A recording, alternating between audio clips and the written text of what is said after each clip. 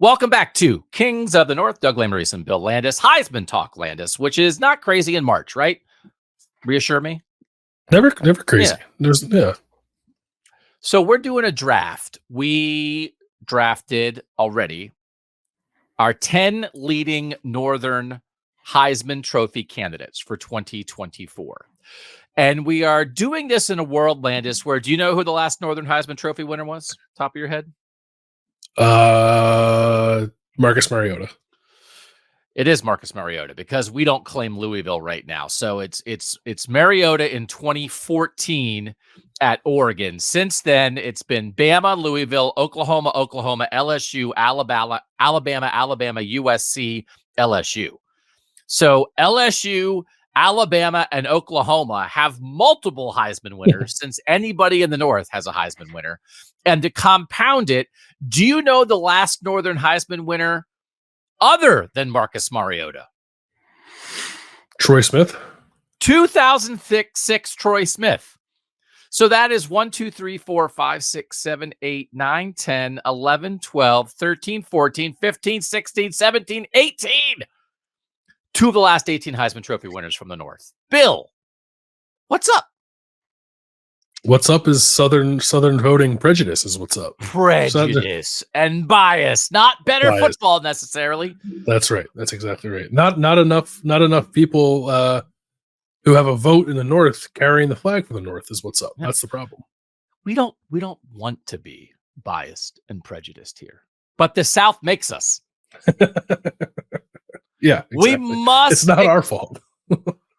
We must accept this responsibility to stand up for Northern football. So we are going to talk now. Last year, 3 out of the 4 finalists were from the North. Marvin Harrison Jr. from Ohio State was 4th. Bo Nix of Oregon was 3rd. Michael Penix Jr. of Washington was 2nd. But Penix should have won. Jaden Daniels shouldn't have won. And so at the moment, when we were going through this, what did our draft tell you or not tell you in March about the talent in college football in 2024? I feel like I came away from this exercise thinking to myself, like, boy, there aren't a lot of known commodities at quarterback, like stars that are like, it's felt like a lesser level of like definite star power at the quarterback position than maybe we're accustomed to, like turning over year over year. Especially in a world where the 2 previous Heisman winners, like the last 2 seasons, the reigning Heisman winner's been back. So first was Bryce Young, won as a sophomore, then Caleb Williams, won as a sophomore. So a year ago at this time, it would have been like, is Caleb Williams going to repeat? Is Caleb Williams going to repeat? That is not at all the conversation right now. But I will say it again is heavy South. On FanDuel, and these are all basically the same. 1, 2, 3, 4. Only 2 of the top 8 Heisman candidates by odds are Northern players right now. So the favorites right now, the co-favorites are Carson Beck and Quinn Ewers, the returning quarterbacks at Georgia and Texas. Does that make sense to you that they are, and they're not very odds-on favorites right now. Sometimes at this time of the year, you'll have guys whose odds are more like 3-1, 4-1. They're both 7.5-1. Yeah, that makes sense to me. I'm the only thing I'm like mildly surprised they're the same. I thought maybe Carson Beck could be alone as the favorite, but no, those 2 I think make sense. Then Dillon Gabriel, the Oregon quarterback, is at 10-1. He's 3rd. Will Howard, the Ohio State presumed quarterback, is 4th at 12-1. Nico Iamaleava, the sophomore Tennessee quarterback who lit up Iowa in the bowl game last year, he's 15-1. Jalen Milroe, the returning Alabama quarterback, is 15-1. Jackson Dart, the returning Ole Miss quarterback, is 15-1. So that's a lot of returning quarterbacks, but again, it's not quite at the Caleb Williams, Bryce Young returning quarterback level. Then Garrett Nussmeier, the new quarterback at LSU. He's been there. He's been the backup, taking over for Jaden Daniels. He's 18-1. Connor Wegman at Georgia Tech. Texas A&M. The other, Haynes King, was the Texas A&M quarterback who transferred to Georgia Tech. Connor Wegman at Texas A&M is 20-1. Riley Leonard, the Notre Dame quarterback, is also at 20-1, as is Cam Ward, the former Washington State quarterback who is now at Miami. And so then we have some guys. So we're going to take right? So that's 3 Northern names that could be in our draft that we named. Yep. It's really kind of a wide open Heisman year. And so there's just room for Max Duggan finished second in the Heisman Trophy race 2 years ago, which just blows your mind. The TCU quarterback, who was not even the starting quarterback when that year began for TCU, finished second in the Heisman Trophy race because he was the quarterback of a winning playoff team, which remains the best way to win the Heisman, even though the last 2 Heisman winners didn't make the playoff, which is part of why I didn't vote for him. I guess I did vote for Caleb Williams because there was nobody to vote for. That was a terrible Heisman year. It was a bad year. Yeah. I definitely did not vote for Jaden Daniels last year. So as we do this draft, does winning team quarterback still make sense to you as a very reliable Heisman path? Yeah, definitely. Now it becomes a slightly different conversation now, right? Because of the expanded playoff field. That'll be interesting to see how that factors into things, because it was a little easier, I think, for people to just kind of rely on that when there were only 4 teams, and now you have to be a little more discerning when there are 12 and there are conversations about seeding and all that stuff. But yeah, I still think more than anything else, that's probably the most reliable path for a player. Do you think you can win the Heisman in the expanded playoff world playing for a non-playoff team? I mean, yes, but I think it ups the ante on extraordinary production. And that's how Jaden Daniels won it, right? But I think you'd have to be even something more than that to win the Heisman and not be on one of those 12 teams. It is such a defining way to be come on. Yeah.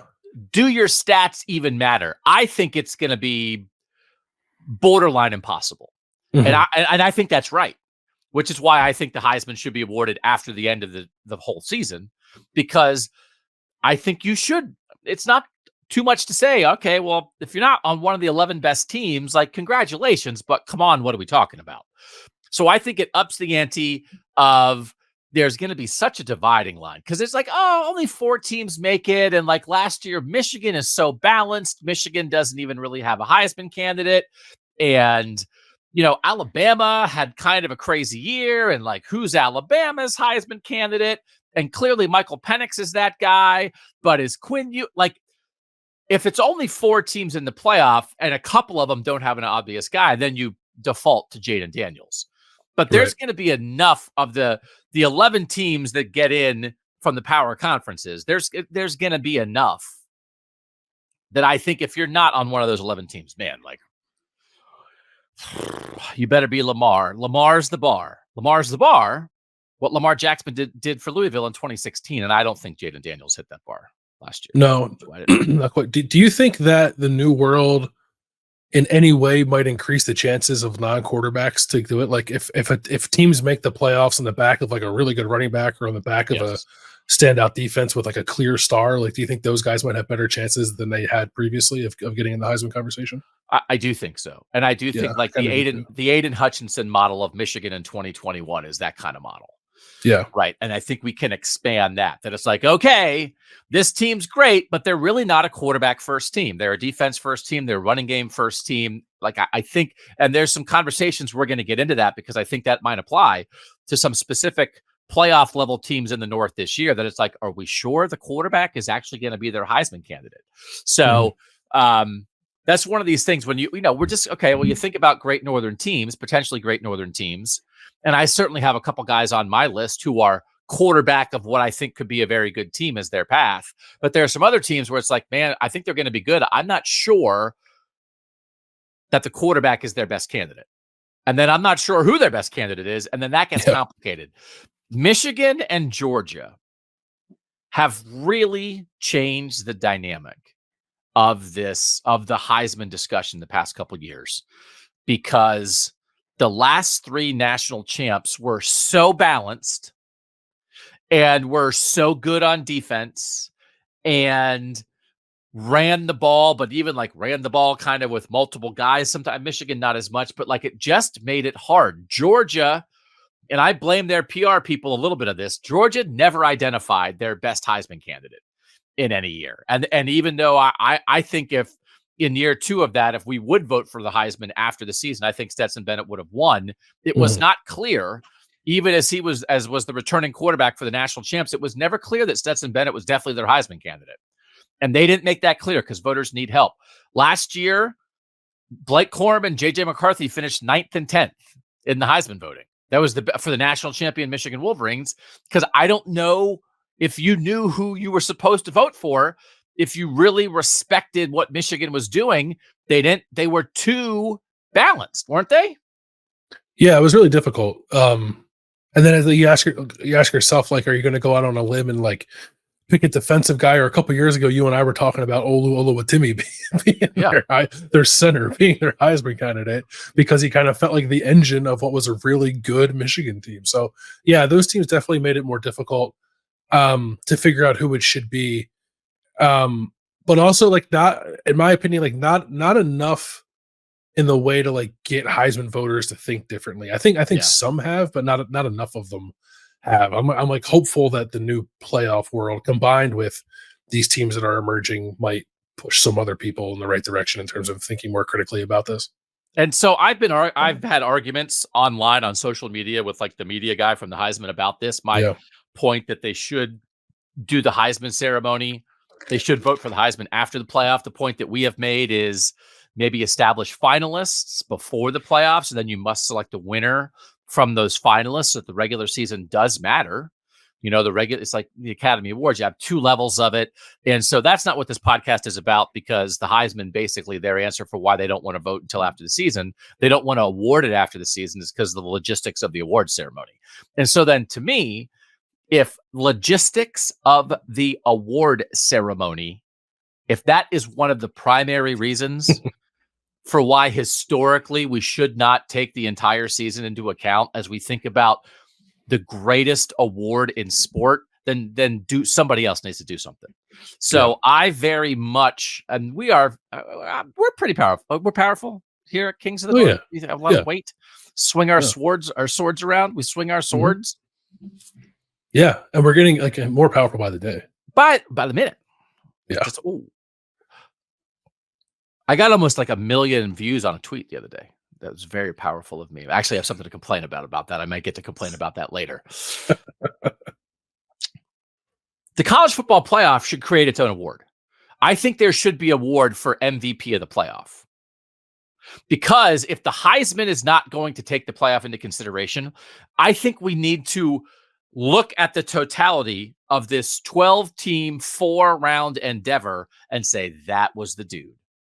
And maybe it's from the champ. Maybe it's not. Maybe it's somebody who played 2 games and was unbelievable. I'm like, I can't believe that the 10 seed won a first-round game and then sprung an upset in the second round and made the semis, and on the back of that guy. That guy's the MVP of the playoff. Somebody should do that. But there's no actual organizations in college football right now to do anything. So maybe we'll do it. Like, somebody should do it if the Heisman's not going to take it into account. So like, I think the teams are rising to the challenge of a 12-team playoff. I think what's happened in the portal, what's happened with NIL has spread out the talent a little bit. We've talked about a lot. The North is rising to the occasion. I don't think the structure of the sport is rising to the occasion. I think the structure of the sport is like, hey, we'll make more money on a 12-team playoff. And it's like, okay, all the trappings around that, right? You're getting married, but I don't know if they've booked the DJ or ordered the flowers or ordered the cake, because you can't get to the wedding reception for the 12-team playoff and then be like, there's no cake. But I don't know who's in charge of ordering the cake for the college football playoff. And if nobody orders the cake, you and I might show up with some cupcakes in our pockets. Cupcakes are the way to go anyway. We've done the thing before where it looks like a cake and it's decorated as a comprehensive. But it's like stacked cupcakes. Well, it's cupcakes that you just pull out. They're flat. Yeah. You pull them out, but so no one's going to ask you and I to order the cake. But we don't have to get permission to put cupcakes in our pockets. So like if we end up handing out the playoff MVP, then 5 years from now, when they officially do it, then they'll be back and be like, asterisk, first 4 years of the award was given by the Kings of the North. We'll do it if we have to do it. I'll do it. And people, when the Big Ten stopped doing preseason voting for its football because they didn't want to hurt anybody's feelings, I did it. We took it on at Cleveland.com and said, we'll do the poll. So there's still a poll. It's still referenced as the poll. So sometimes you just got to bring a cupcake whether you're asked to or not. Let's have our draft. You had the first pick. I did. Who did you pick as the person you believe is the number one 2024 Heisman Trophy candidate from the North? Yeah, I picked Dillon Gabriel, the new quarterback at Oregon, who is, by the odds anyway, the favorite of the Northern players that are available to pick, which I think makes sense, right? Like Dillon Gabriel is the most experienced quarterback in college football. He is going into an offense that turned Bo Nix into an extremely productive quarterback and a Heisman Trophy finalist himself in the second year in that Oregon offense. It's not quite the same dynamic. We could talk about that maybe if you want to. Like Dillon Gabriel is only going to get 1 year in this offense. He didn't have 2 years to grow into it the way that Bo Nix did, but it just feels like a ready-made offense for whoever would have stepped in. There's a handful of transfer quarterbacks that could have ended up at Oregon and I think would have found themselves in this position. Dillon Gabriel is, I get that there are questions about like just how good he really is, but the floor is incredibly high. Like he doesn't turn the ball over. He makes a ton of plays. He can run, he can throw. He's played in big games. Like I just think there's a lot with him that I think adds up to being a very productive quarterback in an offense that's going to be in the spotlight a lot at Oregon for a team that I think is going to be, we both agree is going to be in the playoff hunt all year, which means that he should be in that conversation. So it just kind of feels to me like Oregon's offense. It's just probably too early to say this. I guess we probably need at least another quarterback to do it, but it does feel like it has some momentum to being one of these turnkey offenses where whoever is the guy in charge in the quarterback position that particular year is probably going to be in the Heisman conversation. If it's the new Oklahoma. Yeah. That the quarterback at that school is like practically guaranteed a Heisman invite. Or an Ohio State to some degree. Now, the Ohio State guys haven't won. The Oklahoma guys, Baker Mayfield, Kyler Murray, did. Jalen Hurts finished second. I think that's possible. And he was fifth in the nation at Oklahoma last year. He was fifth in the nation in passing yards per game with 305 passing yards per game. He's made 49 career starts. This is the version of the super old quarterback. He's thrown 125 TD passes in his career. Just as a heads up for people, the top 5 picks in our draft all have transferred in their college career. 6 of our 10 picks have transferred in their college career. Dillon Gabriel has transferred twice because he played 3 years at Central Florida, 2 at Oklahoma, and now he's going to Oregon. Let me make my pick and then let me ask you a question. I took Cam Rising second, the Utah quarterback, who missed all of last year with a knee injury. Dillon Gabriel is going into his 6th year in college football. Cam Rising is going into his 7th. Cam Rising transferred early in his career, kind of like as a more traditional transfer, which is like he was at Texas and then like he was kind of getting passed, so he moved on right away.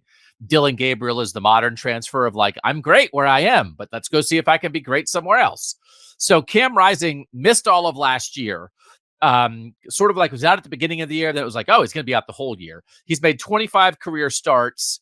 In 2022, he accounted for 32 touchdowns and he threw for more than 3,000 yards. He's made 25 career starts compared to 49 for Dillon Gabriel. So that is Cam Rising's missed like 2 different years, like full years with injuries, which is why he got this 7th year. Where are you on old quarterbacks as Heisman candidates? Because that's what Bo Nix and Michael Penix were last year, and that is absolutely what our top 2 guys here, Dillon Gabriel in year 6 and Cam Rising in year 7, are. I think it is like a data point worth considering. Like how old is the guy? How long has he been playing college football? And I was going back through. That's how I was reminded that Max Duggan finished second, because I was going back through and looking at the finalists from the last few years to see how many of them were transfer quarterbacks, but mostly older quarterbacks. Like all 3 last year. Like Jaden Daniels was a 5th year. Michael Penix was his sixth year, and Bo Nix was a fifth year. And actually, the track record is not as strong as I thought it was, because the year before, I don't think there were any. And then, like, Joe Burrow's year, there were a couple. Like, Joe Burrow himself was a fifth year guy. So it does seem to matter a little bit. And as we've said before, it'll matter, less and less as we move forward. Like, I don't know how many seventh year quarterbacks we're going to see after this year, how many sixth year quarterbacks we're going to see after this year. But for the time being, while we're still in this window, old quarterback, 5 years or older quarterback at a good program, I think is a pretty good recipe for searching out Heisman contenders. Especially one who transferred, right? Like, Yeah. that's probably part of it too.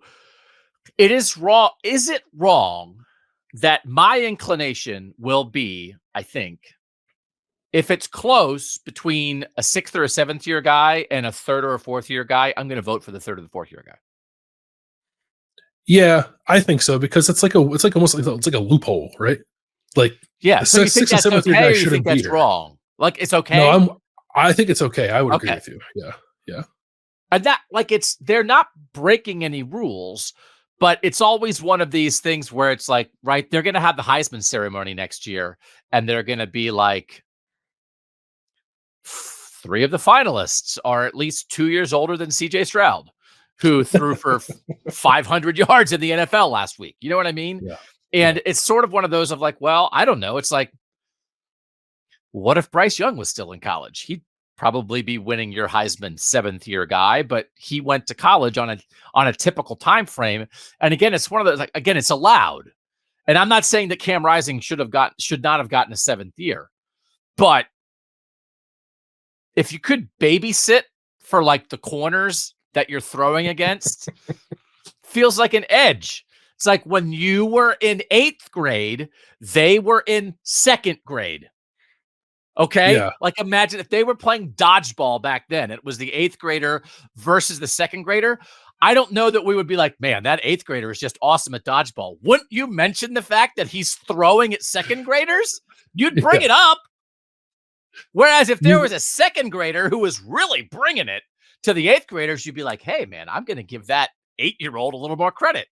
Yeah, it's funny to me, because this is happening most often with quarterbacks, but that conversation typically does not happen. Or if it happens, like, happens in just a little bit, but it's like actually a real thing. And I always try to think of it in terms of, like, if Jared Verse at Florida State last year was 26 years old and, like, manhandling 19-year-old offensive tackles, I'm like, yeah, of course he is. Yeah, he's 7 years older than him. He's an adult, and that's a child that he's going up against. But for some reason, we don't do that with quarterbacks, even though, and I get it's like, it's not mano a mano, and it's like it's a less physical kind of matchup. But, like, being darn near 30 years old, I think matters a little bit, right, in college football. So we picked these two guys first because this is where we are in the sport. These are guys that we think will play for very good teams. And again, like the Cam Rising one for me in particular is really the Max Duggan method, because Gabriel is also a stat compiler. And I don't mean that in a bad way, but he's been part of high flying offenses. Cam Rising has not really been that. Cam Rising throws for like 200 yards a game, not 340. And I don't think that's going to change. This to me is Utah goes undefeated, wins the Big 12, gets a bye. Cam Rising is absolutely the on-field and off-field engine of that. And in a world where it's like, whatever, I mean, we're not taking Carson Beck and Quinn Ewers into account. We're just trying to, okay, who will have the highest finish in the Heisman race among Northern guys? Like, do I think that formula wins Cam Rising the Heisman? Undefeated Utah, and he's just the veteran leader of them? Maybe not, but he might be the highest Northern finisher behind Carson Beck or Quinn Ewers or Jackson Dart or somebody like that, because they're tipping the cap to Utah's spectacular season. So you took Dillon Gabriel first. Do you think Cam Rising second for me is a little higher, or did that feel right to you? It felt a little high. I think he definitely belongs in this conversation, and I think I would have taken him later had he been available.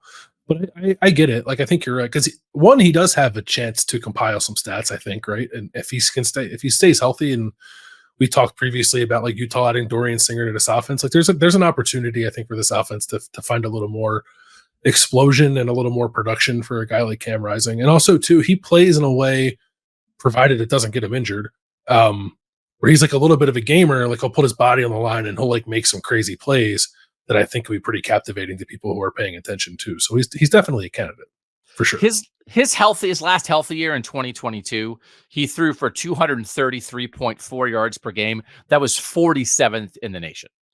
So, again, that's like more than 100 yards fewer per game than Michael Penix did in 2022. And Michael Penix wasn't even in the Heisman finalist yet. So it's a particular kind of thing. A year ago, I came out of spring football. So like a month and a half from now. But I came out of spring thinking my leading Heisman candidate was Jordan Travis at Florida State, which was this kind of thing, like veteran leader, not necessarily huge stats, but the clear leader and engine of a very good team. And then that actually turned out to be a pretty good pick, except he broke his leg and then everybody decided that Florida State should stay home. So Cam Rising is on that track. We'll actually take a quick break here and catch our breath because I want to talk about there's some coming up here that we're going to talk about in tandem a little bit for some of these. We did talk about Cam Rising and Dillon Gabriel a little bit in tandem. Oh, before we go, I will say, Mike, if you can bring up Rising again, what are Rising's odds on this? He's not, is it 50-1 on FanDuel? That actually, like that's compared to 10-1 for Gabriel. I actually think Cam Rising's case is more plausible maybe than like 50-1. Now you have to be counting on Utah being awesome. So maybe people are not as on board as we are with Utah being the best team in the Big 12, but I don't know. The Bears a path, right? Yeah, and like he's a name one. Like, yeah, that's important. And also like you kind of know what he's going to be, right? If as long as he's healthy, like you can reasonably project what a good season is going to look like for Cam Rising, and there's certainly an opportunity for it to be better. And I don't know how like that's true of only like, I don't know, 4 or 5 quarterbacks in the country who are going to be playing on teams that are going to warrant consideration for this. So that actually does feel pretty good for a guy like Rising. Tied for like 22nd overall in the country in the FanDuel odds. That just seems possible to me. Man, there's some guys on here that you really liked. Oh, yeah. We're not doing him. Jackson Arnold from Oklahoma, who's 22-1, and you and I are Heisman voters, so we're not betting on this, but like Jackson Arnold as a sophomore from Oklahoma, like that's the guy, like the Bryce Young, Caleb Williams model of like, yeah, your team's good, but also, oh my gosh, nobody else does that. Jackson Arnold and Nico Iamaleava are the two guys on that path this year, right? They are, but the thing with like Nico played well, so his odds are probably better, right? Yes. And Jackson Arnold did not play that well in the bowl game, so you get a little bit of extra bang for your buck there, I think. Nico's 15-1, Jackson Arnold's 22-1. Yeah. So, yeah, I mean, again, and guys like that spring up, but like this version of winning quarterback is also a way that you can at least get to New York. So I think I would bet Gabriel or Rising gets to New York. I would feel like really strongly about that. Because I think at the very least, one of these two teams, Oregon and Utah, if not both, are going to be very, very good. Mm-hmm. Okay. Quick break. When we come back, we'll dive into actually a couple of teammates that we have 3rd and 4th. We'll do that next on Kings of the North. Back on Kings of the North, if you want to drop a review on Apple Podcasts, if you listen on your podcast app, we certainly would take that. If you want to drop a thumb here as you watch on YouTube, we certainly would take that. We appreciate everybody who has supported KOTN this far. Our 3rd and 4th picks are teammates, Landis. Mm-hmm. And by the way, I did enough research on this. This was a Northern award for like the first 35 years of the award. And it is unbelievable how the South has dominated the Heisman since like the mid 70s. We will do some kind of an investigation. I'm putting air quotes around it. We'll complain about this in greater detail and discuss like where maybe there might actually have been real bias that showed up and how maybe we can help change that going forward. We'll do that on a separate show. Complaining about, we'll just do this because it's a great headline. We'll just complain about Southern bias in college football in very tangible ways, and this will be one of the ways. Okay. So we'll do that in like May. Or next week. Complaining about Southern bias. Would people want to hear that? Hmm. I got to get my Georgia hat before we do it, though. Dog mentality. Third pick is Travis Hunter by you from Colorado. Fourth pick by me is Shedeur Sanders from Colorado. Travis Hunter is a receiver / cornerback. Shedeur Sanders is a quarterback. Shedeur Sanders is 40-1. Travis Hunter is 75-1. And that is a juicy 75-1. Why did you pick Travis Hunter third on this entire list? The rarity of what he does and his fame. He is who's the most famous player in college football this year? So I don't know how unfamous the Colorado guys might have been by the end of the year. In September, Colorado was the team of, we should do that this year. Make a note. Team of the month, player of the month in the North. Colorado was the team of the month in the North in September. And Travis Hunter might have been the player of the month in the North. Yeah. By the end of the year, like the worm turned so much. Sure. I don't know how much of their fame was sucked away. But to the point that we're making about like there's no Bryce Young back, there's no CJ Stroud back, there's no Caleb Williams back, right? There's no Trevor Lawrence back. There is room for Travis Hunter to be in that argument. And depending what he does, like in week 1 or 2, he might be number 1. Yeah, and I kind of, it felt to me like he was right there, like up until the point where he got hurt against Colorado State, and then he had to miss a couple weeks, and then Colorado fell apart. People just stopped paying attention to them. But I'm not. I kind of think that Travis Hunter might have maintained that position, even if Colorado had fallen off, had he continued to play the way he had been playing over the entirety of a season. And he didn't get a chance to do that. He missed, I think, too many games to like stay in that conversation. Because people are just like mesmerized by what he's able to do, both as a defensive back and as a receiver. Like he is probably, in my opinion, like a top 10 cornerback in college football and like a top 30 receiver in college football. Like that's how good of a talent this kid is now. And when I make this pick, part of me worries that Colorado might again just try to play him all the time, every snap on both sides of the ball, to the point that by the end of the year, like he's just out of gas and maybe falls out of the conversation. I'm hoping that they kind of treat Travis Hunter as a every down defensive player and sprinkle him in enough on offense and have him score some touchdowns that is in a way that is still captivating, but doesn't, take all the tread out off his tires by the time, the end of October rolls around. So that's a worry, I think, when you're picking Travis Hunter in an exercise like this. But this is like the Charles Woodson thing, right? Like I think like if a defensive player, unless views on this change, I think a defensive player, the only really way he can actually win the Heisman Trophy is if he also plays offense. And the only guy that's doing that at the level right now that's worthy of consideration is Travis Hunter. Like he is a special, rare talent in this sport. It very well could work out that Colorado is just simply not good enough for him to be part of this. But from a pure talent standpoint, I don't know how many other guys in the country I take over him. So Colorado started 3-0 last year and then went 1-8 the rest of the season. They finished 4-8, and they were in a very, very competitive Pac-12. They're moving to the Big 12 now.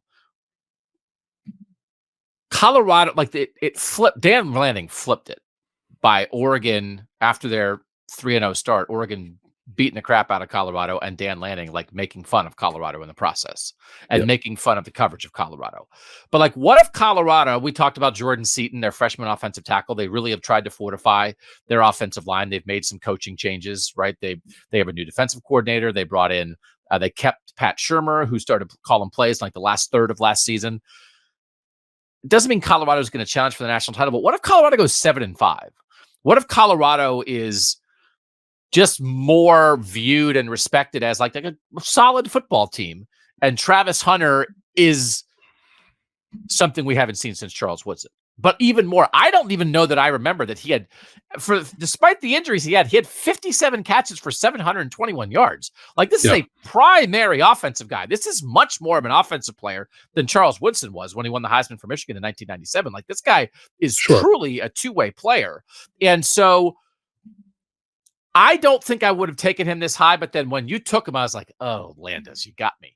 Do you think he is convincingly the better Colorado Heisman candidate as opposed to the quarterback Shedeur Sanders? Yes, because I just think if Colorado's good, then Travis Hunter is like going to be the face of it. Yeah. Okay. Oh, I guess aside from Deion, but Deion can't win the Heisman. Well, unless they change that rule. Deion maybe could get him to change that rule. Can a coach win the Heisman? Okay. I like this case a lot. And this feels like one of those things where it's like, man, you could throw $2 at 75 to 1 right now. Try to cash your $150 ticket because there is a path.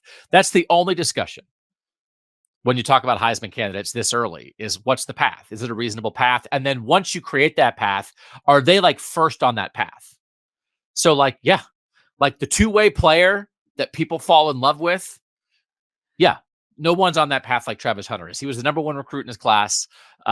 He's a third-year player again, which is like if it's a bunch of old guys versus Travis Hunter as a third-year college player playing every snap, this is compelling. So it's a tough needle to thread because you've got to stay healthy when you're playing that many snaps. I mean, he was playing like 150 snaps a game early last year.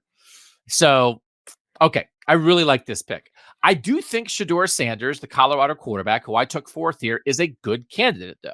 He also falls into like, he's an experienced guy, but he's not super old. So he hasn't been around for 7 years. He does have 37 career starts between Jackson State and Colorado.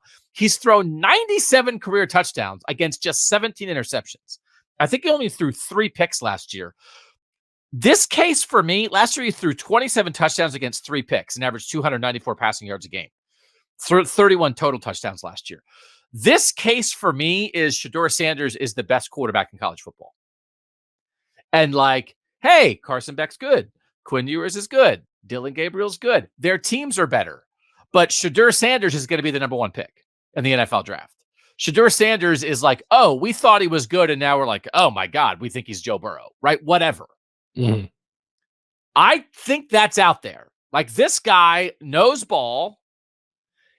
And I think I think he's a really smart quarterback and he's clearly talented. And he holds the ball too much. But his offensive line was so bad last year. I think we don't have a true read yet on what he could be as a college football quarterback if he is behind just an average offensive line. So if we think Colorado can be a solid team with an average offensive line, I think this guy might go nuts.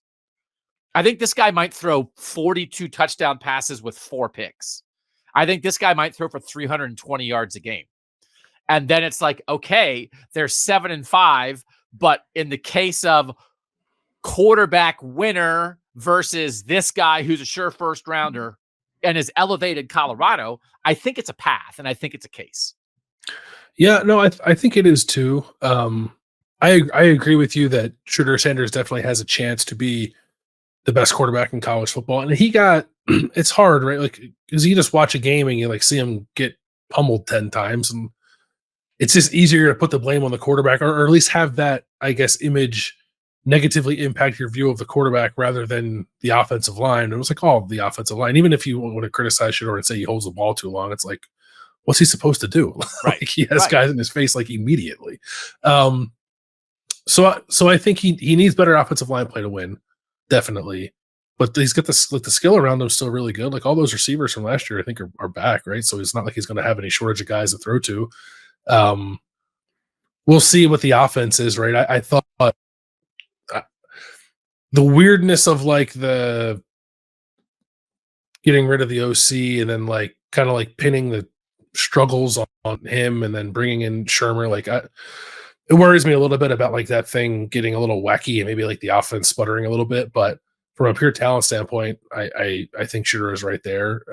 Certainly in the, like, I don't know, if we were actually like ranking just guys on talent and not Heisman cases, I think we'd have Shedeur as the number 1 quarterback in the North right now, right? So that he's 4th here makes sense to me. I think we actually did that. We did 26 we did do it, quarterbacks. Right? Yeah. I think we had no, I guess we did have Shedeur first. I think we had Shedeur first and Dillon Gabriel second, actually. I can't remember. No, we should be able to keep track of the things. You have a bad memory too. I'm the guy with the bad memory. Wait, I feel like it's getting worse. Like for real. It's CJ Baby. Yeah. I think it's what it is. When you have a baby and you love your baby turns your brain to mush. Your baby quickly becomes smarter than you because you are a sleep deprived, centrally focused. I only care about the health and welfare of this small human, and the rest of my brain, where I used to like house Philadelphia Eagles stats, is gone, right? So that's Philly Yeah. Billy is like, there was a time when you could have named the entire Eagles defensive line from like 1995. And now if I say Jerome Brown to you, you're like, Jerome who? Because you have a Yeah. baby. It's okay. Exactly. Yeah. Do you think we might see more rushing production from Shedeur Sanders? Was that at all like baked into your Oh, pick here? no, no, it's nice. It seems like he kind of doesn't want to run, right? Like he really is like a It seems like he definitely can, but yeah, he doesn't want to. no. He doesn't want to. Like he's a pocket passer, so that's Yeah. okay. I mean, CJ Stroud didn't want to run, and then it was Yeah. like, oh, okay, I know why, because he really can throw. So Mike reminds us, our producer Mike Rosowski double checked. We did have Shedeur Sanders number 1. So like, we're not Yes. being so good for us. Consistency of thought, and 2 was Dillon Gabriel. Okay. So, but this is winning matters. Winning matters. So, like this, I think Travis Hunter, it was a really good pick by you. Travis Hunter, if you're not going to be on a team that's in the playoff, you need to be extraordinary. And so, Travis Hunter's path to being extraordinary is a little more clear because nobody plays both ways. Shedeur Sanders' path would just be you just have to be the best quarterback, like clearly. That people are like, yeah, well, Quinn Ewers is in the playoff and he's good, and Dillon Gabriel. But if they had Shedeur Sanders, that team would be even better. Like you have to think that in your head. Oh, what if Ohio State had Shedeur Sanders? What if Michigan had Shedeur Sanders? What if LSU had Shedeur Sanders? You have to think that way. I think he has the ability, but maybe I might be a little high on this too, because to take a quarterback from a team that I think if they go 7-5, that would be a really good accomplishment. That's a tough nut to crack a little bit. Like, oh, Yeah. 7-5 quarterback won the Heisman. Great job. Congratulations on that. So Right. It does. This isn't why I picked him, but it makes me feel better about it. Like it's not Travis Hunter's Heisman case is not necessarily tied to Colorado's success. exactly. Right. Yeah. Travis Hunter's Heisman case is tied to like doing something nobody has done since the 40s, Yeah. which is play like 80% of the snaps on both sides of the ball. So, all right. 5th pick to you. Who did you take? I took Riley Leonard, the new quarterback at Notre Dame, transfer from Duke. There's a lot that Riley Leonard needs to work on, like as a quarterback, I think, to truly be a Heisman candidate. Like he just needs to be a better, more productive, more consistent, more reliable passer, I think, than he was at Duke. It is kind of funny to me that like for as much fanfare as the transfer got, for I think as highly as Riley Leonard is regarded as a college quarterback, the sample size, like workload, is not particularly large. Like he's missed some time at Duke and does not have an abundance of passing production. He is, though, maybe the best rushing quarterback in the country. Just like an explosive athlete who's now going to play for an offensive coordinator and Mike Denbrock, who, if the last 2 years at LSU were any indication, is just kind of willing to let his quarterback cook and like run around like a crazy person and kind of do whatever he wants to do and make plays. And I am intrigued by Riley Leonard in that environment. It could be a disaster because I don't know if Riley Leonard has the chops as a passer to run around and make some of the plays that like Jaden Daniels was making at LSU. But I also don't know that he had the opportunity to do that at Duke. So I'm excited to see kind of how that plays out. And even if he's not a guy who's going to throw for 4,000 yards and 40 touchdowns, he might rush for like, I don't know, 1,100 yards and 15 touchdowns to help balance it out. So like I like that you can rely on that kind of production with Riley Leonard as well, even if the passing stuff doesn't blow you away. Do you know how many touchdown passes he threw last year? Yes, he threw 3. He threw 3. Now, he only played 7 games because he got hurt. But he only threw for 157 passing yards a game last year, 3 touchdowns, 3 picks. He really is quite a runner.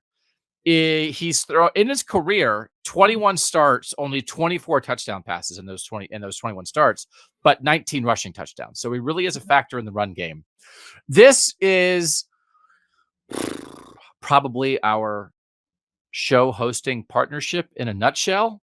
that Sam Hartman came from Wake Forest and had crazy stats at Wake Forest. And I was like, Sam Hartman. And you were like, I don't know. And Riley Leonard is coming from Duke to Notre Dame and doesn't have great stats. And I'm like, I don't know. And you're like, he's a better player. Like, you're actually going by, like, because, like, you look at the stats, because, like, I was going through this. It's like, oh, I'm typing up some stats. We'll put them in the graphic, whatever. And I was like, 157 passing yards a game last year. He threw 3 touchdowns in 7 games at Duke. What are we doing? Why is everybody so excited about this? But it wasn't an offense like necessarily designed to bring that out of him. And people do just, and this is just, you think Notre Dame has a chance to go undefeated, like Notre Dame's going to be good this year. This is a big deal for Notre Dame to be bringing in consecutive transfer quarterbacks, and it's not who they want to be long term, but it's what they're doing right now. Like, how Riley Leonard is going to work in this offense matters beyond his Heisman candidacy.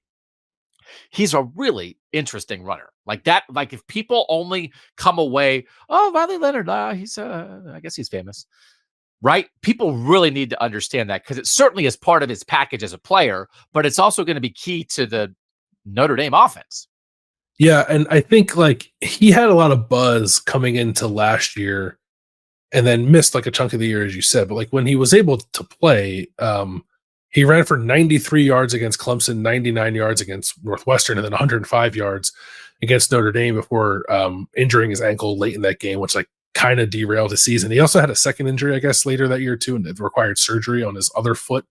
So he's got that too, like the injury bug, I guess, caught up to him last year. The year before that, in 2022, he was 7th in the country in quarterback rushing yards and 2nd in the country in quarterback rushing touchdowns behind Bo Nix. He had 13 of them. So like it wasn't just like buzz and like projection. Like he has production running the football. Yeah. At Duke, he just needs to kind of get back to that level that he was at 2 years ago. And one other thing that I was like looking up in the course of making this pick that intrigued me was, and I don't know, maybe they're not. I actually think Riley Leonard is probably a better athlete than Jaden Daniels. Jaden Daniels, the last 2 years playing for Mike Denbrock, led the country in scramble yards. So and Riley Leonard will scramble. He's got a nice balance between scramble yards and designed rushing yards. But if I'm assuming that Marcus Freeman is going to kind of let Mike Denbrock do what he wants, I kind of think Riley Leonard is going to lead the country in quarterback rushing this year. And then we'll see what he can be as a passer, right? There's questions about the weapons at Notre Dame. Like they're trying to get the receiver thing right. They're turning over the offensive line. Audric Estime is not there anymore. Like there's not a whole lot of banked production coming back around Riley Leonard. So we'll see how that affects him. But he's just such a good athlete that like on that stage, people watching Notre Dame, like you said, I kind of do think Notre Dame is going to have a pretty good season only because the schedule is not all that difficult. I can see a lot of things lining up here for Riley Leonard to be in this conversation for the long haul. It's like, oh, a Notre Dame guy's a Heisman candidate? Tell me more. Yeah. Like it makes a lot of sense, and it's why he is kind of up there among the Heisman candidates. He is, I think, at 20-1. Is that right? Yeah, 20-1. So kind of in that top group of 10. He is 3rd among Northern guys. So Dillon Gabriel had the best Heisman odds in the North, followed by Will Howard, the Ohio State quarterback, and then Riley Leonard has the 3rd. He's the 3rd favorite among Northern players, and so we are taking him at number 5 in our draft. All right, let's get to this conversation next, which is complicated, and we'll do it combined. You and I drafted Ohio State running backs consecutively. I took TreVeyon Henderson, who is a 4th-year running back who's been at Ohio State his whole career, as the 6th pick in this draft. You took Quinshon Judkins, who is a transfer from Ole Miss in his 3rd year in college football, as the 7th pick in this draft. And one of the most interesting, difficult conversations right now is people think Ohio State's probably going to be pretty good.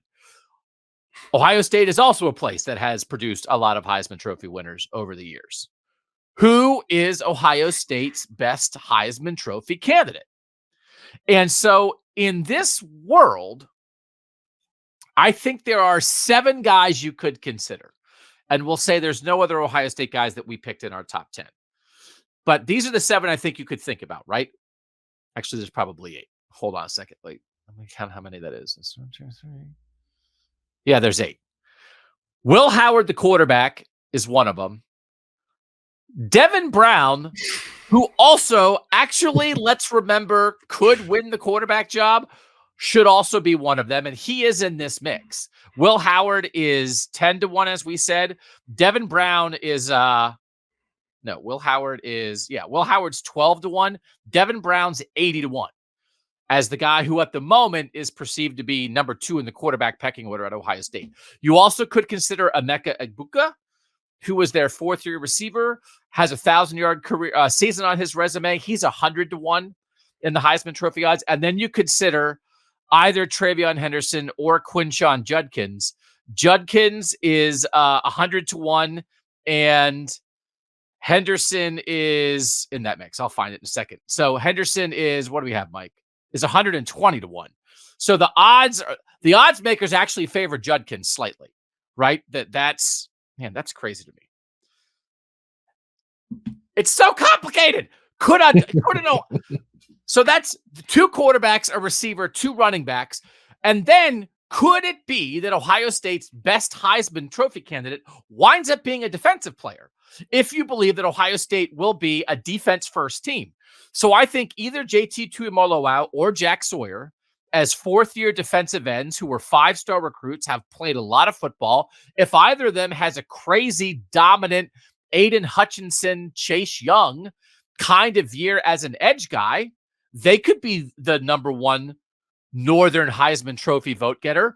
Or second-year safety Caleb Downs, the transfer from Alabama, who played 800-plus snaps as a true freshman last year. If he gets involved in the return game and is their punt returner and is also like the quarterback of the defense and is running around like a maniac, and Ohio State has the best defense in the country, I think Caleb Downs would have a chance. Like, it's not like Travis Hunter playing both ways, but it's that dominating secondary player, a bunch of picks, rocking guys with huge breakups, right? Like, so we're at a point where a lot of people think that Ohio State is one of the 2 national title favorites right now.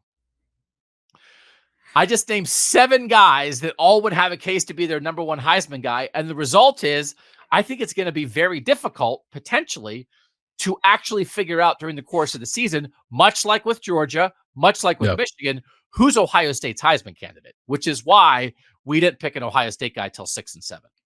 Well, yeah, it is. It's a lot to wrap your mind around. I guess if you're an Ohio State fan, like, it should be music to your ears because we're talking about the last 2 national champions having a similar problem. I very strongly, I think we're going to have some time after we're done this, like, talk about guys that we did not draft. I very strongly consider drafting Caleb Downs. Okay. Because I think he has nearly as compelling an argument as anybody on Ohio State at the moment to be their Heisman Trophy candidate, because I think he might be involved in the return game. I don't know what to make of Ryan Day, like, half joking that Caleb Downs might do some stuff on offense, but like, he's good enough to do it if they wanted him to. And like, Chip Kelly's certainly creative enough to find a way to put the ball in Caleb Downs' hands a time or 2 this season. And we know that, or we think anyway, that he's going to be the best safety in college football. And he's got, again, he's a name. He's a household name, I think, kind of already. So he's got a lot of things working in his favor. It is very difficult to figure out, if you have to pick one, who you're going to pick right now. I did find it interesting that neither one of us landed on a quarterback for that conversation. And I took Quinshon Judkins. I just took Quinshon Judkins because he's had more production than TreVeyon Henderson, and he's been more durable than TreVeyon Henderson. But if you're going to tell me that TreVeyon is going to play the whole year, then yeah, in my mind, it's a coin flip between the 2. So I don't think Will Howard is the right answer here. Yeah. And I think there's an inclination of what we just said. It's the quarterback of a really good team is still the easiest path. But do we not think this is gonna be a defense first, run the ball first version of Ohio State? Is that what you believe this team will be? It is what I believe, yeah. So then how can the quarterback win it? Like, how can the quarterback be presented as the best player? I don't know that he can. Yeah. Yeah. And it's not that it doesn't mean he's going to be bad. It just means like he's not going to throw for 4,000 yards and 45 touchdowns. Right. So, here's an example. Here's how difficult this gets, right? So 2017 Georgia, okay, which is a team that whenever we've been referencing Quinshon Judkins and TreVeyon Henderson and what they could be, I referenced 2017 Georgia. Nick Chubb that year ran for 1,345 yards, averaged 6 yards a carry. Sony Michel that year ran for 1,227 yards, averaged 7.9 yards per carry. Georgia made the playoff, was awesome, made the national title game. And their leading Heisman vote getter was linebacker Roquan Smith, who finished 10th because nobody could figure out which running back you're supposed to vote for. Yeah. Right? So what do? Well, you vote for a linebacker. So again, Georgia is horrible. God, Georgia is terrible at producing Heisman candidates. Like, they're too good at football across the board. I just think it could be very complicated in a world where Ohio State has had how many straight Heisman Trophy finalists, right? Marvin Harrison Jr. made it last year. The 2 previous years, CJ Stroud made it. The years prior to that, I guess they didn't have one in 2020 because Justin Fields didn't make it. But in 2019, they had 3 guys in the top 6 with J.K. Dobbins as a running back, Justin Fields as a quarterback, and Chase Young as a defensive end. So it's a very complicated conversation. And I think one of the first things you have to do in an exercise like this and trying to find a Northern Heisman Trophy winner is you have to decide right now who you think Ohio State's best candidate is.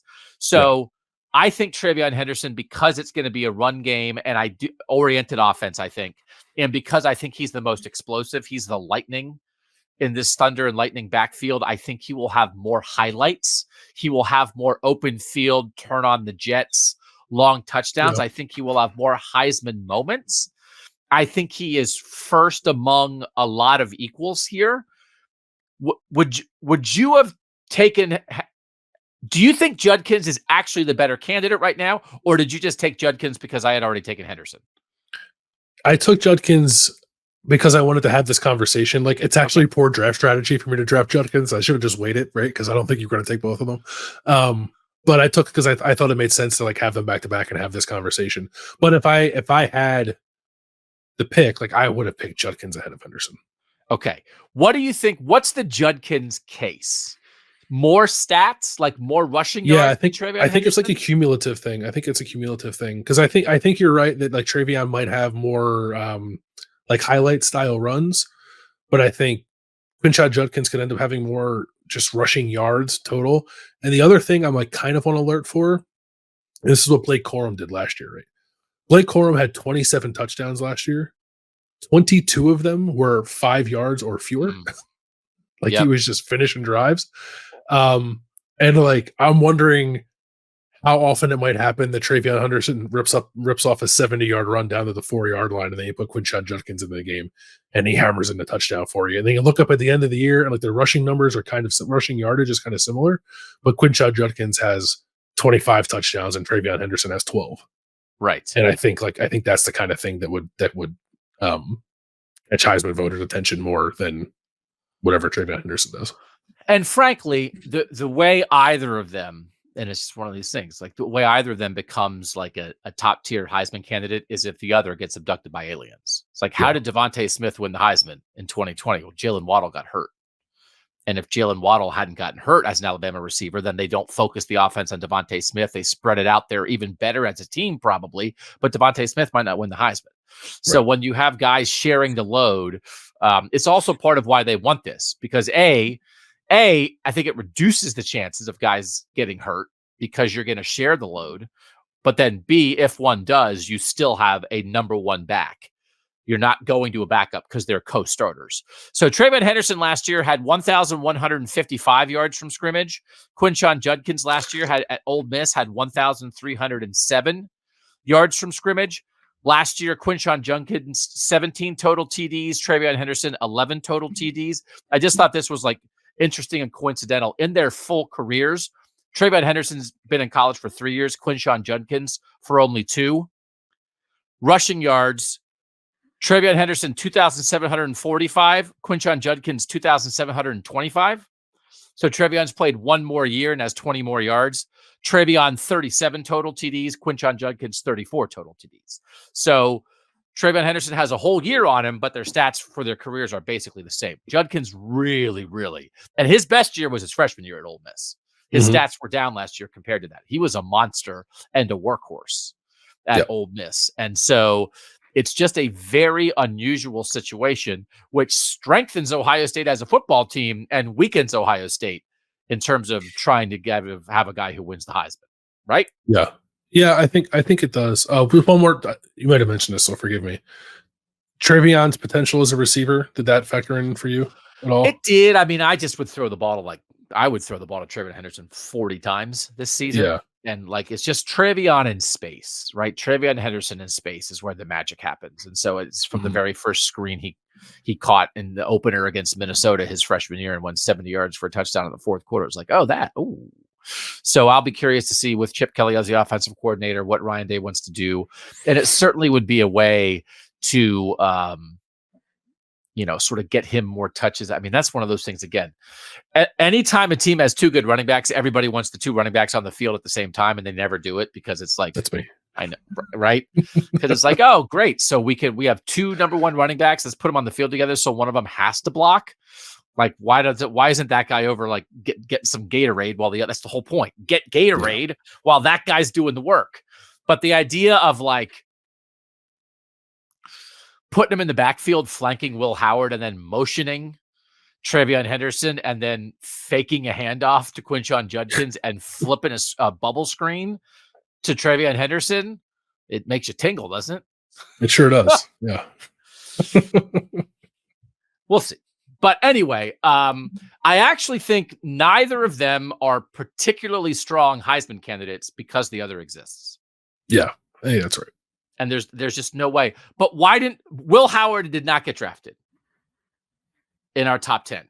He is the number 2 Northern Heisman betting favorite beyond Dillon Gabriel. We did not pick him. Why? Is it because we understand what we think Ohio State's going to be more than odds makers, and we just understand the reality of the situation? I think so. Yeah, I think it's just that the Will Howard, I don't think is going to be the engine for Ohio State, right? Yeah. Could Devin Brown be the quarterback for Ohio State this year, do you think? It's a non-zero chance. Yes. I think non-zero is a good word. I wouldn't be throwing money necessarily on Devin Brown like at 80-1 right now. But like all last preseason for Ohio State, as the Kyle McCord Devin Brown battle was going on, like they were both like 25-1 or whatever. And it was like, well, like as soon as Ohio State picks one, like the Ohio State quarterback, honestly, they may as well just set it from now to perpetuity. Like the Ohio State quarterback's 12-1 in the preseason. Yeah. Heisman. Unless he's Julian Sayin or Aaron Nolan, then he's 2-1. But like that's just, you could do it now. So you do get a little like benefit of the uncertainty ups the odds on both. So like bet both. But like people are assuming right now it's Will Howard. Mike says Devin Brown is 200-1. So you get a little, same as Thomas Castellanos, your guy from Boston College, who you did not pick in this draft. I was shocked.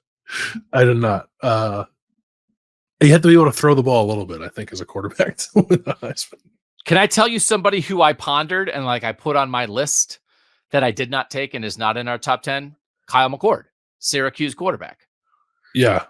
Like veteran quarterback. I didn't ponder, but You didn't ponder? Like it's just like Syracuse, like all, like you're just trying. Could he be an engine? Would he be an engine for a surprising Syracuse season? Mike says Kyle McCord's 200-1. Like not, and it's one of these things. Like Kyle McCord's odds to win the Heisman are the same currently as Devin Brown's. Yeah, I wish you could bet on guys to get to New York, right? Because that's a complete. There's like 0% chance that Kyle McCord wins the Heisman, right? Yeah. Like, could he be Kenny Pickett? And like you put up good stats, and your team is like surprisingly good, and maybe makes the playoff, but is never actually a national title contender. But you're the quarterback of like the 7th best team or the 9th best team, and you have good stats, and you're the engine of an upstart season. I don't know. Favorable schedule, I think, for that to happen this year. Yeah. But you can't bet that. So then it's like, Right. well, you can't bet. I mean, like the way that like he's not going to win the Heisman because like if he got to that point, like just Carson Beck would win, right? There's no because Syracuse is not going to be the 1 seed in the playoff. Yeah. But could you finish third or fourth? Yeah, no, I think you could. Okay, well, last break. When we come back, we have 3 more guys that we did pick, including the guy that, in my heart and soul, I almost wanted to take first on my list, but I waited and I got him, and I'm going to make the case, the real case. We'll do that next on Kings of the North. Doug Lesmerises and Bill Landis back on Kings of the North. The number 8 pick goes to me. It's Donovan Edwards, the running back from Michigan. He had 1,100 yards from scrimmage for Michigan in 2022 and 9 touchdowns. Last year, he had 750 yards from scrimmage and 5 touchdowns. He just had a goofy season last year. In 2022, he ran for 991 yards on the ground, 7.1 yards per carry. Last year, he ran for 497, 4.2 yards per carry. He helped Michigan win the Ohio State game 2 years ago when Blake Corum was out. And then like he just had a weird year. And if Blake Corum, and I think I said this last year, if Blake Corum had not decided to stay at Michigan for the 2023 season, I would have been all over like the Donovan Edwards 2023 Heisman candidacy. And so like as the engine of that, because again, I think if Blake Corum stays healthy in 2022 and does not get hurt in the Illinois game and then miss the Ohio State game and miss the Big Ten championship game. So Michigan like got over the top, right? Got into the playoff. But they did, and like he had been their engine, and then they lost their engine, and then they still won. And that could be a killer to a Heisman candidacy. You're almost better off if you're a late season Heisman candidate and you get hurt. You're almost better if your team tanks. And then it's like, oh my gosh, they really needed that guy. He was absolutely a difference maker. Donovan Edwards just stepped in and ripped off 2 70-yard touchdowns with a broken hand against Ohio State in 2022. And it was like, oh, okay, well, actually, it's the offensive line. So Blake Corum didn't get to New York. We don't think that Michigan is going to be as good as the Michigan that made the last 3 college football playoffs and won the national title last season. But this candidacy to me is almost like Tim Tebow won the Heisman in 2007 in between the 2 Florida national championship years. Right. So Tebow's like national championship, bad year, wins the Heisman, then national championship again. This to me is like the field kind of doesn't exactly have a guy. Michigan falls off a little bit, but Donovan Edwards runs for like 1,800 yards and Michigan goes 10-2 or 9-3 against a tough schedule and makes the playoff. And people are like, Donovan Edwards single-handedly kept Michigan from falling off a cliff. Where have they been hiding this guy? He is unbelievable. And I do think he will, after 3 years of waiting, I think he has a chance to do that. I just think he's a great player. And I am actually just like really eager to see what he is like as the number 1 back at Michigan. I'm eager to see it too. It was just hard for me. I didn't really consider picking him because last year was so strange. Like he just looked like he took a step back for much of last year, and then a national championship game. I was like, oh yeah, there he is. Right. He had like 2 60-yard touchdown runs in that game, right, against Washington. It's like, yeah, that's the guy. That's the guy we've been waiting for. But like, if the 2022 version of Donovan Edwards shows up, then yeah, he's definitely a Heisman candidate. Like I can absolutely see it. And the other thing he gives you too, like similar to what we're talking about TreVeyon Henderson, is a receiving threat. Like Donovan Edwards is a guy that like could play slot receiver if you wanted him to. I think he's that good of a route runner at the running back position. So like he could, I don't know, he could be touching the ball every other play for Michigan next year for all I know. Like there's enough turnover there in that offense. He's one of the few sort of like known commodities, I think. So there's a path for him. Absolutely. Like even a path that doesn't include Michigan being a national title contender this year. Like I don't know. Like if the view on Michigan is like, man, they turned their roster over so much, how could they possibly contend? But they're still hovering around 10 wins because Donovan Edwards plays out of his mind.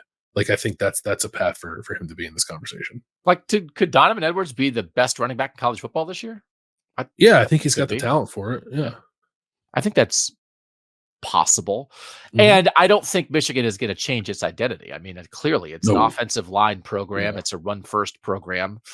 And especially in a world where one of our biggest questions of the spring is who's going to be the Michigan quarterback. Well, you know who the number one running back is going to be. So I just think, again, there are some pieces that could fit together here. And I would sprinkle, what do we have Donovan Edwards at for his odds, Mike? 100 to 1. That feels high to me, right? If we're playing name that path, I don't know. There's a lot of the Southern bias. I just don't know. Like, what would you like? You're looking at, why is Donovan Edwards 100 to 1 and Cade Klubnik is 30 to 1? I don't know. I don't know. It just I don't like that. It's just like Jackson Dart. It's like, oh yeah, Jackson Dart. People can't wait to give the Ole Miss quarterback the Heisman. I don't know. Makes me mad. God, we should do a show. Same odds as Alex Orgy and Jack Tuttle, Mike says. The two guys fighting out. Like, Tuttle, my guy. I mean, it's just one of those things. It's like, why would you if they're not going to be a quarterback first program, who's going to be their Heisman candidate? It's not the quarterback at Michigan. J.J. McCarthy wasn't their Heisman quarterback. J.J. McCarthy is going to be like the 8th pick in the NFL draft, and he wasn't their Heisman candidate last year. Yeah, it's not going to be the guy who wins it in the spring. Don't bet. The odds are I like guides. People get mad sometimes, like, why do we have anything before they play games? Because you need guides. You need guardrails to create discussions, and so then you can reference things and look back and talk about how wrong people were. Just don't lose money on it. like we can look back and be like, I can't believe Donovan Edwards had the same Heisman odds as Alex Orgy and Jack Tuttle. That was crazy, they said. After Donovan Edwards accounted for 2,000 yards from scrimmage and no Michigan quarterback threw for more than 4 touchdowns this year, and he single-handedly carried them to the playoff. Just don't lose money on a Michigan Heisman quarterback bet. That's all. Sage advice. Who is your final pick at number 9 here in this draft? So I'll say this. This is a guy that I wanted to pick for sure. But then when you made your pick right after, I was so mad at myself. Oh, but my pick is Jordan James, a running back at Oregon. I have trivia time. Can you name the 3 highest graded running backs in the Power 5 last year, according to Pro Football Focus? Bijan Robinson. God, I can't remember anybody who played college. Number 1 was Audric Estime. He's good. Number 2 was Kyle Monungai, our guy at Rutgers, so we like quite a bit. We like him. Number 3 was Jordan James. Okay. At Oregon. I like where your head's among running backs with at least 100 yards per carry last year, or excuse me, among running backs with at least 100 carries last year, not 100 yards per carry. Jordan James was number 3 in the Power 5 at 7.1 yards per carry. He was number 9 in yards per contact after rush. Okay. He had a really good year as Bucky Irving's backup, and now he's stepping up into the running back 1 role. He probably doesn't give you the same receiving upside. Almost definitely doesn't give you the same receiving upside that Bucky Irving gave Oregon last year. But this production extrapolated over a season where Jordan James gets like 200 plus carries in an offense that, again, I think is just kind of designed for guys to be explosive, is pretty enticing to me. And I don't know. He is, I was scrolling through the things on DraftKings. I don't think that I saw Jordan James' name on there. Like 201 for the starting running back at Oregon. Wow. Seems 200 right to 1. This is a great sprinkle money on this. Yeah. This is Bill giving you some advice. Sprinkle some money on this because he had 891 yards from scrimmage last year and 12 touchdowns as the backup to Bucky Irving that everybody loves as a dual threat back, that we loved as a dual threat back. Mm-hmm. But, and we're just trying to tell people, give them an overview of Northern college football. You drafted Oregon's quarterback with your first pick in this draft. You're drafting Oregon's running back with your last pick in this draft. Are you protecting yourself? Is it a little incongruous to say are you just making sure you think Oregon's going to be awesome and you think these are Oregon's 2 best Heisman candidates? Why did you do this? Yeah. kind of all of the above. I think of protecting myself a little bit, but I mostly just want to make the point that I think Oregon's offense is going to be awesome again. Yeah. And that these both feel like viable candidates to me. I considered one of the receivers, maybe. Like Tej Johnson is back as a slot receiver. They got Evan Stewart from Texas A&M. Trayshawn Holden is still there. Like, I think any one of those guys is probably in store for like a for sure, like 1,000+ yard season, 14, 15 touchdown kind of deal that can maybe put them in this conversation. But Oregon's still a team that wants to run the ball quite a bit. And features the running back in a few different ways that I thought Jordan James was a kind of more interesting pick than the receivers. This is just really good because like the backup to an All-American who would have been good enough to play for 90% of the teams in college football who had to wait his turn. I mean, it's why I picked Donovan Edwards. You did the same thing here. We're taking Blake Corum's backup and Bucky Irving's backup and expecting that they're going to rise up. I mean, you think like that's how Derrick Henry won the Heisman at Alabama. Yep. You know, in 2014, he was kind of like the second back, got a lot of carries, and then in 2015 they let him loose and he destroyed people. So I really like this pick because there's also a version of this where like Dillon Gabriel is good, but not as good as Bo Nix. I do think sometimes like the context that you get compared to, that if people are watching Oregon this year and saying, man, they're really good, the quarterback's not quite as good as the other guy was, the guy who finished third in the Heisman. So maybe I'm not in a hurry to go vote for him for the Heisman, even though I think he's really good. But maybe he winds up being more like Mac Jones, and then the guy with the ball in his hands is the Devontae Smith, and it's Jordan James, who is like, oh man, I love Bucky Irving, but this guy's even more of a monster. So this is a really good pick. Don't feel sad about this pick, even though you can still be jealous of me taking West Virginia quarterback Garrett Greene with the last pick in this draft. We talked a lot about like what years these guys are. Right. So Dillon Gabriel, year 6 in college football. Cam Rising, year 7. Travis Hunter, year 3. Shedeur Sanders, year 4. Riley Leonard, year 4. TreVeyon Henderson, year 4. Quinshon Judkins, year 3. Donovan Edwards, year 4. Jordan James, year 3. Garrett Greene, year 5.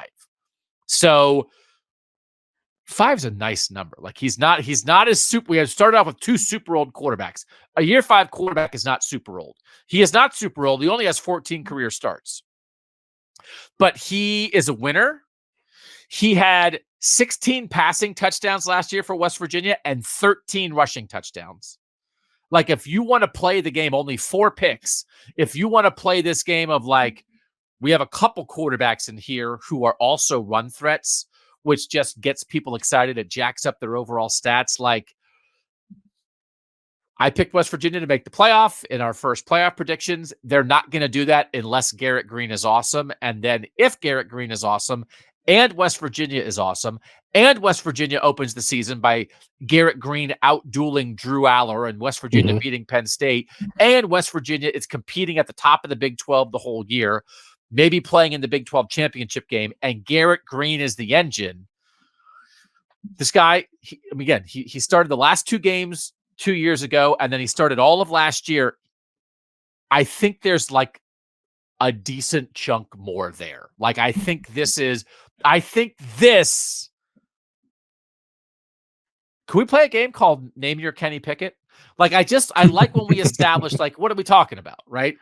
Well, let's talk about a guy who was like, good, he was good, he was good. And then like, oh my gosh, he's in New York. Like, how did that happen? If Kenny Pickett can do it, and I don't know if there are Pitt people in West Virginia listening to this show and watching the show, pulling their hair out at the comparison of a Pitt quarterback to a West Virginia quarterback. If Kenny Pickett can do it, I think Garrett Greene could do it. And I think Garrett Greene could get to New York if West Virginia is awesome. I think he could too. And we talked about previously when we did the road trip show.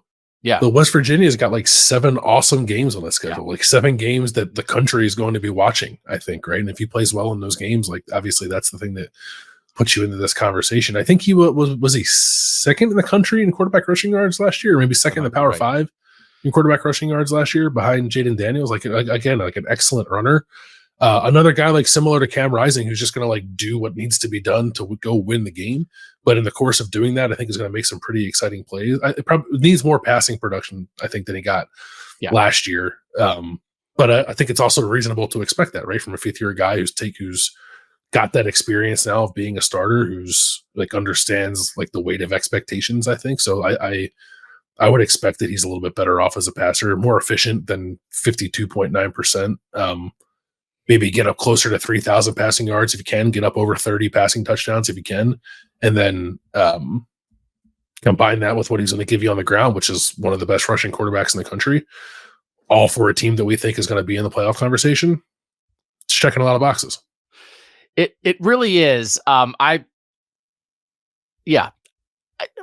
We know we've talked a lot about West Virginia on this show, but this is why we're here. We're here to talk about like the most interesting teams in the North, and just West Virginia is fascinating right now. I think there's a chance that Garrett Greene comes out of the first weekend as like the most talked about player in college football. Yep, I agree. That Penn State is ranked 7th. West Virginia is not ranked. Penn State goes into West Virginia. Garrett Greene throws for 250 and 2 touchdowns, runs for 80 and 2 touchdowns, and West Virginia beats Penn State 35-31. And people are like, whoa, watch out for that quarterback and watch out for that team. Like, I think, and then again, because, and it's why I like a discussion like this, where it's a different conversation than best players, ranking the 10 best players in the North. It's a different conversation because you do have to talk about pathway, and you do have to talk about exposure and opportunity to catch people's attention. But I think he has a chance to light up, get a huge win in week 1, and then be on people's minds, and then compile some stats for a team that is in the top 25, and then you're in the mix. So, yeah, I'm refreshing my memory on week 1. Like, Penn State, West Virginia certainly has a chance to be the biggest game that weekend. Like, Notre Dame plays A&M, Clemson plays Georgia. Yeah, I think those are your 3 contenders. But like, of those 3, honestly, like based on what we know now, like West Virginia, Penn State is kind of the most compelling matchup there to me. Yeah. Yeah. So you could, I mean, again, Cade Klubnik and Carson Beck in that Clemson Georgia game will have a chance to seize that mantle. But dog mentality, Carson Beck's no Garrett Greene. That's right. Okay. Let's recap our picks. Bill, your 5 selections in our Northern Heisman draft. Yeah.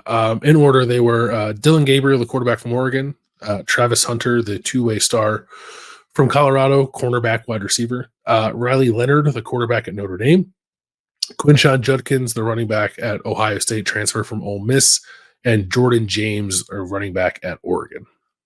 And my top 5 began with Cam Rising, the 7th-year quarterback from Utah, then Shedeur Sanders, the quarterback from Colorado, TreVeyon Henderson, the running back at Ohio State, Donovan Edwards, the running back at Michigan, and West Virginia quarterback Garrett Greene. Those are our Heisman hopefuls at the moment.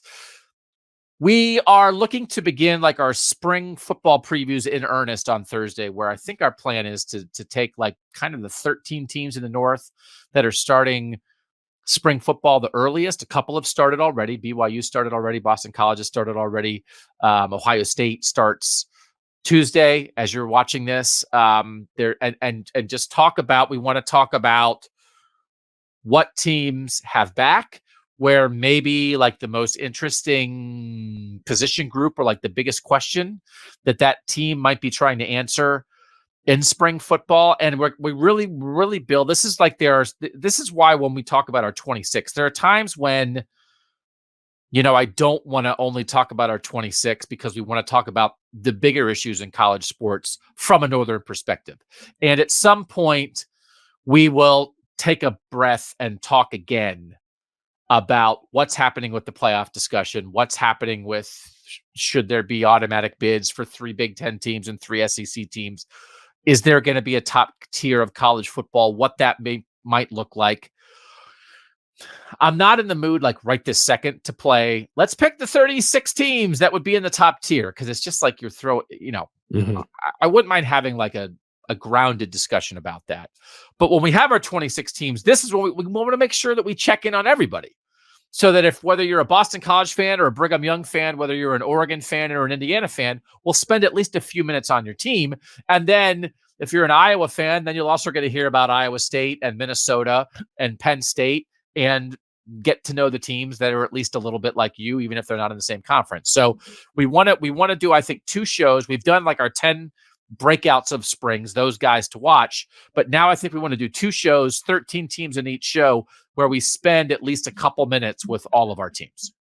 Yeah, I'm looking forward to that. One, going to be good for us, I think, right? To catch up on what's going on too, right? That's a useful exercise for us as well. Can I ask you like 2 more Heisman questions before we wrap up? Yeah. Did you consider Drew Aller? You have to consider him, but when you think about winning team and engine, I don't know if he will be the engine of a winning Penn State team. He's 40-1, producer Mike says. I did not have a hard time choosing the guys I chose over like my last pick, Garrett Greene versus Drew Aller. I did not hesitate to take Garrett Greene. Yeah, and I wouldn't have either. I actually, so when I was thinking about Penn State, the guy that I actually thought of was Abdul Carter. Yeah, that's the thing. It's like, who's Penn State's best player? Yeah. Is it Abdul Carter? Is it Nick Singleton? Like, are they much like Ohio State? Are they not going to be a defense run game team? Yeah, I think so. And they're moving Carter to defensive end too, which like I think increases the chances of him potentially getting in that conversation more so than if you were sticking a linebacker. Having the Aiden Hutchinson kind of season. Yeah. Yeah. So, and that's not a shot at Drew Aller. It's just like the way, like, I don't know. Like, JJ McCarthy is such a good example of this. Again, that this guy, like everything that's coming out of the NFL Combine is that JJ McCarthy is going to be a first-round pick. This guy, we talked about this guy a ton for 2 seasons. He's going to elevate the quarterback position. He's going to take Michigan to the next level. Cade McNamara made him a playoff team. JJ McCarthy makes him a national championship contender. And all of that was correct. Like winning national champion, first round NFL draft pick. And he was never a serious Heisman candidate, mostly because of the way his team chose to go about winning. And I think maybe in the moment we thought it was like, I don't know if JJ's capable of that. And now all the NFL people are like, I don't know whether you thought he was capable of throwing the ball against Minnesota more or not. We think he's going to be the 8th pick, right? So he would have been. He clearly had the arm and he clearly had the mobility and all the things you need. He could have been a bigger stat compiler, but it wasn't what his team asked him to do. Mm-hmm. So I just think like both Will Howard at Ohio State and Drew Aller at Penn State, given the makeup of those 2 teams, fit more in the JJ McCarthy mold right now, which is great, but it's not great for your Heisman chances. It is not. I want to throw 2 other names at you. I can't imagine they're actually on betting boards. Colston Loveland and Mitchell Evans. So you want to talk about tight ends? Yeah, Michigan and Notre Dame tight ends. I don't know who's the last tight end. Like Brock Bowers got hurt, and Brock Bowers isn't really even a tight end. It's like they're running jet sweep with Brock Bowers. He's not really a tight end, but like a traditional, like a real big, like 6'5", like I'm a real tight end. Colston Loveland is awesome. Loveland is awesome. What's the path? I think a center's path might be better than a tight end's path. Yeah, like I think it's possible that, well, maybe less so in Notre Dame, but I think it's certainly possible that we look at the Michigan offense and think that like Colston Loveland's the guy for that offense. Like leads them with 65 receptions and 1,000 receiving yards and has 15 touchdowns. It's probably less likely for Mitchell Evans because Riley Leonard exists and he's going to be pretty dynamic with the ball in his hands. But I could see Mitchell Evans similarly leading Notre Dame's offense in receiving. But at that, yeah, they both probably rely too much on running the ball for either one of them to be a candidate. But I was just trying to like think of outside the box potential candidates on 2 teams that we think are going to be relevant in Michigan and Notre Dame. And neither are on the board, as Mike told us. Last year in major college football, there was not a Power 5 tight end among the top 100 receivers. The number 100 receiver averaged 57.6 yards per game. And the only tight end who averaged more than that was Dallin Hooker from Colorado State. Walker from Colorado State, who's from Colorado State. And so I didn't know. So tight end, we know you like offensive linemen. We know you like punters. And now you're coming out. Tight ends are offensive linemen to catch the ball. Yeah. Yeah, that's true. I just think like of all,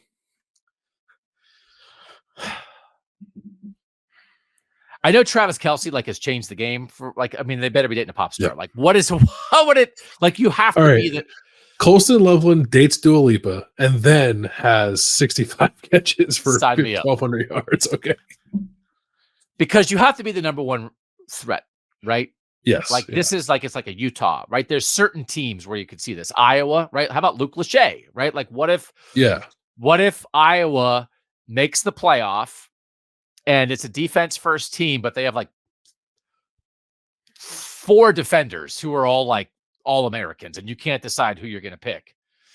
And Luke Lachey is their leading receiver and has like 910 receiving yards and 14 touchdowns. And Iowa's 10-2 and the 10 seed in the playoff. Yeah. People are like Luke Lachey, get Luke Lachey to New York, right? So there are certain programs where you could see that, where like Iowa, Michigan, Notre Dame, Utah, like they're almost like tight end first passing offenses. But man, it is a tough needle to thread. Also, the best tight end in the North might be Arondé Gatson at Syracuse. So. Huge deal, right? Like there's like a lot coming out now that like he's healthy and like, again, get on board. There's a lot of bandwagons. We should like be building like maybe we could do that. The bandwagons, the best Northern bandwagons. Cause there's some schools that might be ready to make some jumps that are like, you think they're this, but like, watch out for Syracuse, watch out for Indiana, watch out. There's a couple other teams, I think. Watch out for West Virginia. So anyway, all right, that's it for our Heisman Trophy leading Northern candidates. Spring football previews coming later on Thursday, at least the beginning of them. Again, some of our Northern teams are starting spring football this week. Others aren't going to start till more like March 20th, March 21st.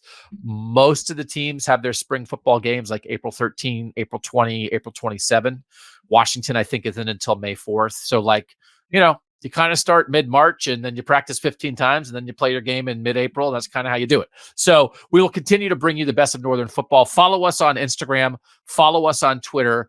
Tell a friend. Subscribe on your podcast app. Subscribe on YouTube. And just please take our thanks for being part of what we're doing here on Kings of the North. As always, thanks to our great producer, Mike Urostowski, for making us look good and sound good.